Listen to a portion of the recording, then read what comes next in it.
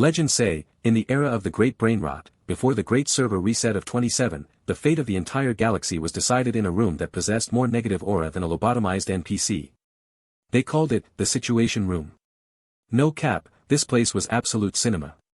Historians claim that when the geopolitical situation was looking straight up cooked, the leaders of the world didn't use red phones. Nah, fam. They would enter the bunker and be forced to lock in by watching 4,000 hours of split-screen Subway Surfers and ASMR slime slicing.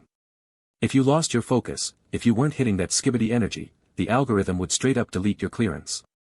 You'd get kicked from the simulation, no questions asked. And let's talk about the launch codes.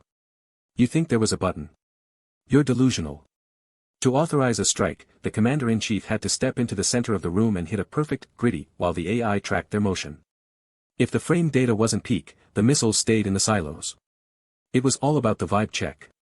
If you weren't glazing the mission didn't happen. They say the room was designed to filter out anyone who didn't have terminal brain rot.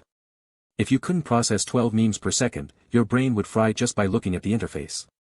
We look back at these archives now, shaking our heads at the absolute degeneracy of it all, but let's be real, the aesthetic. The chaos. It was peak. It was the final boss of governance. We were all just NPCs living in their high-stimulation fanfic, and the world was just one big, flickering screen waiting for the final ad break. The algorithm demands I stop here. Stay toxic, fellow ghosts of the timeline.